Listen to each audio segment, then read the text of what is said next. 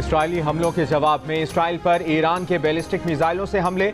Operation वादह Sadiq सोम में Israeli airbases और जौहरी तहकीकाती मरकज को निशाना बनाया।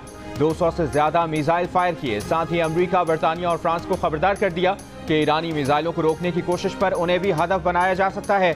ईरानी हमलों में तल अवीव में 7 मकामात को निशाना बनाया गया। 9 इमारतें मुकम्मल तबाह। इसराइल का 10 मिसाइल गुंजान इलाकों में गिरने का एतराफ़। अरब मीडिया के मुताबिक ईरानी मिसाइल हमलों में तल अवीव के करीब गैर कानूनी यहूदी बस्ती को भी तबाह कर दिया गया। इसराइली मीडिया के मुताबिक ईरान के जवाबी हमलों में इसराइल में 2 अफराद हलाक, 91 जख्मी हुए। ईरान का 3 इसराइली F-35 तैयारे तबाह करने और 2 पायलट्स की गिरफ्तारी का भी दावा। इसराइल ने दावे की तरदीद कर दी।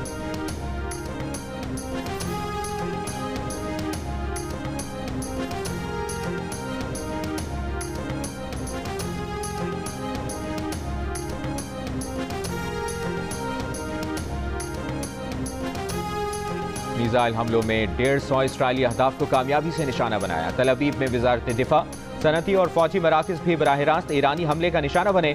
पासदारान इनकलाब का दावा। सरबराह पासदारान इनकलाब जनरल अहमद वहीदी ने कहा, ऑपरेशन में इसराइल के अहम फ़ज़ाई अड्डे और सनती मराकज़ को निशाना बनाया गया। अहदाफ में सबसे अहम नवातिम, ओदा और तिलनोफ के फ़ज़ाई अड्डे थे, जहाँ इसराइली फ़ज़ाइया की कमांड और दीगर जंगी मराकज़ मौजूद थे। यही अड्डे ईरान पर हालिया हमले का नुक्ता आगाज़ थे। जनरल वहीदी ने कहा, इसराइल को समझ आ गया होगा कि ईरान पूरी क़ुव्वत से जवाब देने की सलाहियत रखता है। आला ईरानी फौजी हुक्काम का कहना है कि इसराइल के खिलाफ ईरान के हमले जारी रहेंगे। ये तनाज़ा आने वाले दिनों में खित्ते में अमरीकी बेसिस तक फैलेगा।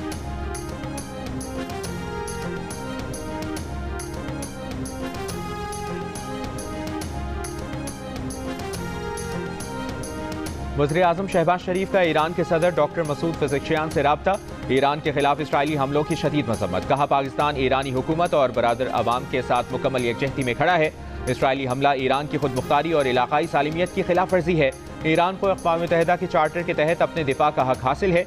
इसराइल की इश्तियाल अंगेज़ी और मुहिमजोई इलाकाई और आलमी अमन के लिए संगीन खतरा है। पाकिस्तान खित्ते में अमन के फ़रोग़ के लिए अपना किरदार अदा करने को तैयार है। ईरान के सदर ने मुश्किल वक्त में ईरान की हिमायत और यकजहती पर वज़ीर आज़म का शुक्रिया अदा किया।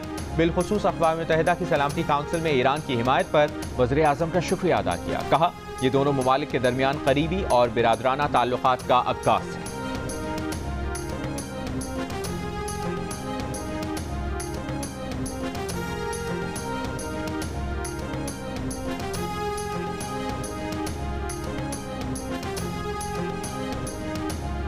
इसराइल का ईरान पर हमले जारी रखने का ऐलान। तेहरान, तबरेज़, हमदान और करमानशाह के कुछ इलाकों को निशाना बनाया।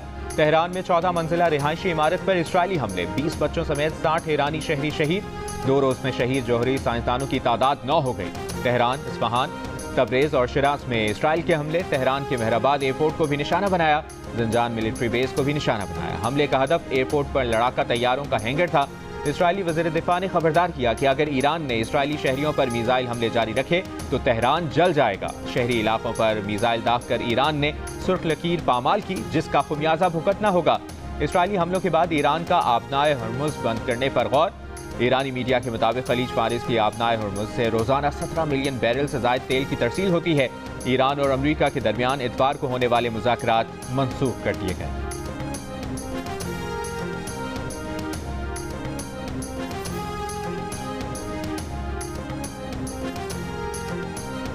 ईरान की मुसल्लह अफ़वाज इसराइल को मफलूज करके दम लेंगी। सहूनी रियासत को अपने जराइम का खुमियाजा भुगतना पड़ेगा। ईरान के supreme leader Ayatollah Ali Khamenei का ईरानी अवाम से खिताब। कहा, ईरान ने कभी किसी के साथ लड़ाई शुरू नहीं की, लेकिन अगर किसी ने खबासत दिखाई तो उसको ये पता होना चाहिए कि उसको करारा जवाब मिलेगा। जिसने ईरान पर हमला किया उसके लिए ज़िंदगी मुश्किल बना दी जाएगी। इसराइल को हमले के बाद भागने नहीं देंगे। इसराइल सज़ा से नहीं बच सकेगा। आयतुल्लाह ख़ामेनी के दफ्तर से बयानात की वीडियो भी जारी।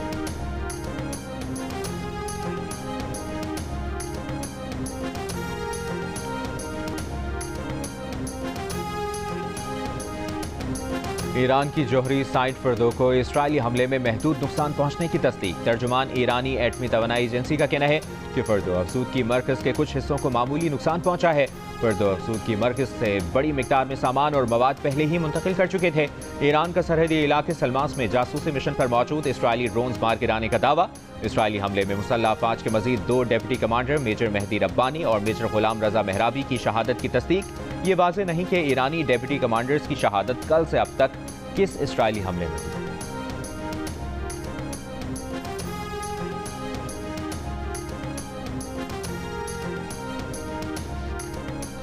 इसराइल पर जवाबी हमलों के बाद तेहरान में जश्न, लोग सड़कों पर निकल आए। यमन में भी इसराइल पर ईरान के हमलों की स्क्रीनिंग, आवाम का जश्न।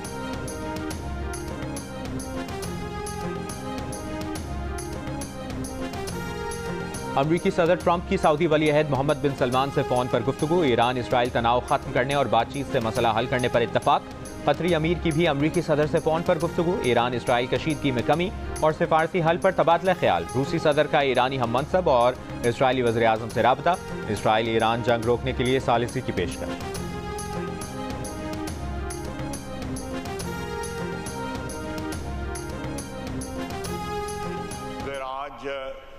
मुस्लिम दुनिया जो है मुतहद ना हुई और अपने अपने एजेंडे पे अपने अपने मफादात का तहफ़्फ़ुज़ करती रही तो सबकी बारी आ जाएगी। और ज़्यादातर हमारे ममालिक जो हैं वो मिलिटरीली जो है वो बहुत वल्नरेबल है, बहुत वल्नरेबल है।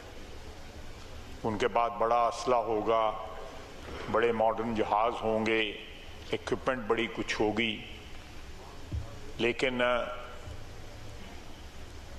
लड़ने की क़ुव्वत और लड़ने की एक जो होते है मोटिवेशन, वो शायद उस तरह की ना हो जिस तरह की होनी चाहिए। वज़ीर दिफा ख्वाजा आसिफ ने मुस्लिम ममालिक से इसराइल के साथ सिफारती ताल्लुकात खत्म करने का मुतालबा कर दिया। कौमी असम्बली में खिताब करते हुए ख्वाजा आसिफ ने कहा कि इसराइल के हाथ मुसलमानों के खून से रंगे हुए हैं, इसे हाथ में लाने के बजाय ऐसा हाथ झटक देना चाहिए। इसराइल सिर्फ ईरान नहीं, पूरी मुस्लिम दुनिया का दुश्मन है। अगर आज मुस्लिम दुनिया मुत्तहिद ना हुई और अपने मफादात का तहफ़्फ़ुज़ ही करती रही तो सबकी बारी आ जाएगी। इस ऐवान से पैगाम देना चाहते हैं कि पाकिस्तान तेहरान के साथ है, हर फोरम पर ईरान की हिमायत करेंगे।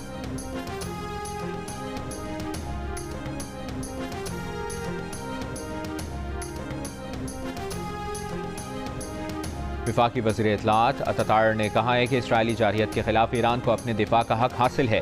मुश्किल वक्त में ईरान के बहन भाइयों से भरपूर यकजहती का इजहार करते हैं। कौमी असम्बली में खिताब करते हुए कहा कि पाकिस्तान ने अक़वाम मुत्तहिदा की सलामती काउंसिल में ईरान के हक का दिफा किया। पाकिस्तान खित्ते में अमन चाहता है। वज़ीर इत्तलाआत की तहरीक इंसाफ पर भी तनकीद। कहा PTI ने लोगों को कहा कि तरसीलात ज़र मत भेजो, जितना आपने मना किया पाकिस्तानियों ने उतनी ही ज्यादा तरसीलात ज़र भेजी।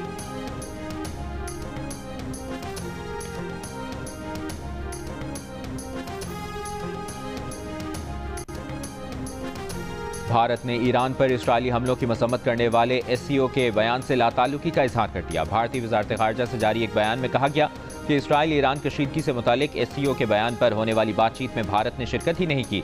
भारत तमाम फरीक को बातचीत और सिफारती ज़राए से कशीदगी में कमी की राह हमवार करने पर जोर देता है।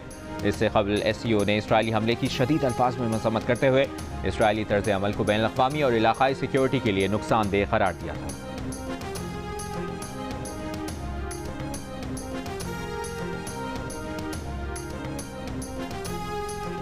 वज़ीर आज़म शहबाज शरीफ की इलेक्ट्रिक व्हीकल पॉलिसी जल्द मुकम्मल करके काबीना में पेश करने की हिदायत।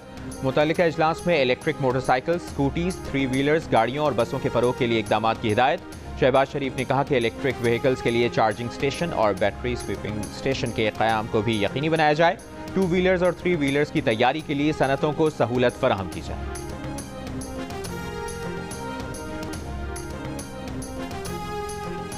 अक़वाम मुत्तहिदा के सेक्रेटरी जनरल एंटोनियो गुतेरेस का ईरान इसराइल कशीदगी में कमी पर जोर। कहा ईरान इसराइल कशीदगी बहुत बढ़ चुकी, वक्त आ गया है कि इसे रोका जाए। अमन और सिफारतकारी का बोलबाला होना चाहिए। अक़वाम मुत्तहिदा में चीनी मंदूब ने कहा कि चीन इसराइल की जानिब से ईरान की खुद मुख्तारी और इलाक़ाई सालमियत की खिलाफ वर्जियों की मज़म्मत करता है। इसराइल फौरी तौर पर ईरान के खिलाफ कार्रवाइयाँ बंद करे। इस्लामी ताउन तंजीम ने ईरान पर इसराइली हमले की मज़म्मत करते हुए कहा इसराइल का हमला ईरान की खुद मुख्तारी और बैनुल अक़वामी कानून की खुली खिलाफ वर्जी है। आलमी बिरादरी इस जारहियत के खात्मे के लिए फौरी इक़दाम करे।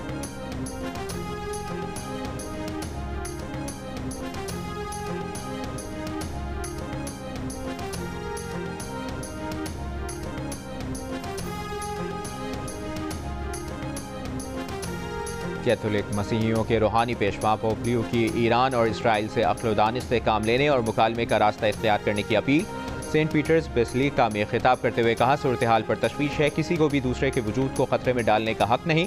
तमाम ममालिक की जिम्मेदारी है कि वो अमन के लिए किरदार अदा करें। दुनिया को एटमी खतरे से पाक और ज़्यादा महफूज बनाने का आज़्म, बाहमी एहतराम और देरपा अमन की बुनियाद रखने वाले इक़दाम के जरिए ही मुमकिन है।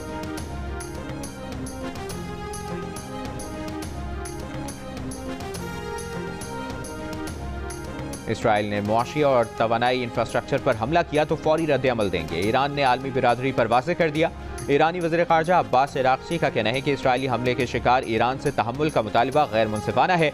अक़वाम मुत्तहिदा में ईरानी मंदूब ने ईरान पर हमलों को इसराइल की जानिब से रियासती दहशतगर्दी करार दिया। कहा, ईरान पर हमलों के लिए अमरीका ने इसराइल को इंटेलिजेंस फराहम की। अमरीका इन जराइम में मुआवनत और इसकी इजाज़त देकर नताइज का मुकम्मल जिम्मेदार है।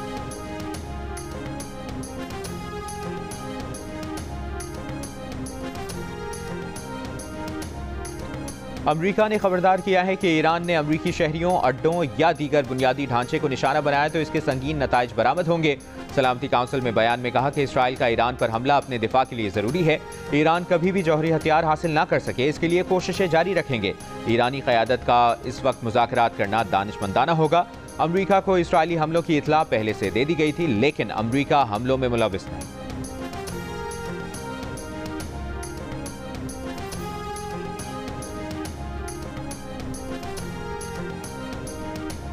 कौमी असम्बली में इसराइल के ईरान पर हमले की मजम्मत करते हुए PTI के असद कैसर ने कहा कि मामले पर OIC इजलास बुलाने के लिए पाकिस्तान किरदार अदा करे। मुस्लिम उम्मा की खामोशी मानी खेज है। हम ईरानी भाइयों के साथ हैं। भारत ने जब पाकिस्तान पर हमला किया तो उसने इसराइली ड्रोन इस्तेमाल किए। इसराइल का दूसरा निशाना पाकिस्तान हो सकता है।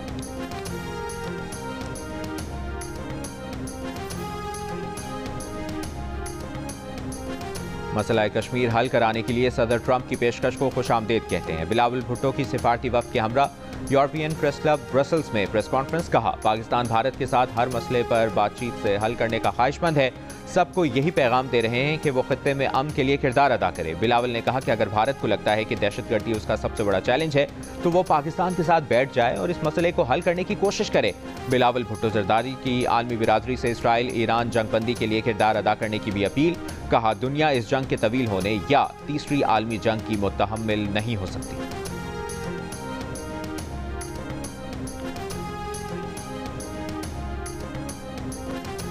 उस वक्त आर्मी चीफ जनरल बाजवा और उनके दरमियान मशवरे अलहदगी में होते रहे। हमने अभिनंदन को वापस किया और वो एक सरेंडर था। और जो फतह उस वक्त एयरफोर्स ने हासिल की, एब्जेक्ट सरेंडर जो है विदिन 24 आवर्स जो है हमने किया कि आर्मी चीफ और उस वक्त के वजीर आजम ने मिलके कौमी वकार को ठेस पहुंचाई। वज़ीर दिफा ख्वाजा आसिफ ने 2019 में गिरफ्तार भारतीय पायलट अभिनंदन को भारत वापस भेजने का फैसला पाकिस्तान का सरेंडर करार दे दिया। कौमी असम्बली में इजहार ख्याल करते हुए ख्वाजा आसिफ ने कहा कि अभिनंदन को भारत वापस भेजना पाकिस्तान का सरेंडर था। ये फैसला साबिक आर्मी चीफ जनरल बाजवा ने उस वक्त के वज़ीर आज़म से मिलकर किया था। भारतीय पायलट को 24 घंटों में वापस भेजकर पाक फ़ज़ाइया की फतह को शिकस्त में बदला गया। अभिनंदन को वापस भेजने के सरेंडर पर उस वक्त भी शर्मिंदा थे, आज भी शर्मिंदा हैं। मैंने अपनी पार्टी लीडरशिप, मैंने हमारे नेशनल असेंबली के मेंबरान को आगाह कर दिया है, सेनेटर्स को आगाह कर दिया है। और पाकिस्तान पीपल्स पार्टी के मैं चले बता ही देता हूँ, जो चेयरमैन साहब की तरफ से हिदायत आई है कि अगर ये दुरुस्त नहीं होगा तो हम बजट सपोर्ट नहीं करेंगे। इसके साथ साथ एक और चीज़ भी, इन्होंने 18% टैक्स लगा दिया है सोलर पैनल्स पे। वो भी हमारा पॉइंट ऑफ व्यू है कि एक तरफ हम इसको प्रमोट कर रहे हैं कि लोगों को आप बिजली पहुंचा नहीं सकते, ऊपर से आप टैक्स लगा रहे हैं। तो अगर ये नहीं करेगा तो इस वक्त की जो पोजीशन है, पीपल्स पार्टी वफाक में बजट को सपोर्ट नहीं करेगी अगर ये दुरुस्त नहीं करते। आप हमें सिंध को वफाक से नहीं चला सकते। सबने कोशिश कर ली। विफाक ने तहफ़्फ़ुज़ात दूर ना किए तो पीपल्स पार्टी विफाकी बजट की मंजूरी के लिए वोट नहीं देगी। वज़ीर आला सिंध मुराद अली शाह ने खबरदार कर दिया। पोस्ट बजट न्यूज़ कॉन्फ्रेंस में कहा कि चेयरमैन पीपल्स पार्टी की वाज़ेह हिदायत है कि सिंध के तहफ़्फ़ुज़ात दूर हुए बगैर विफाकी बजट में वोट ना दिया जाए। विफाक सिंध के शहरी इलाकों को अपनी नौआबादियात समझना छोड़ दे। विफाक ने 1900 अरब रुपए देने का वादा किया। सिंध हुकूमत ने उसी हिसाब से बजट बनाया। एक रोज़ पहले फंड्स में कमी का खत आ गया, जो समझ से बालातर है। आप सूबों से जो वादे करते हैं वो निभाया करें।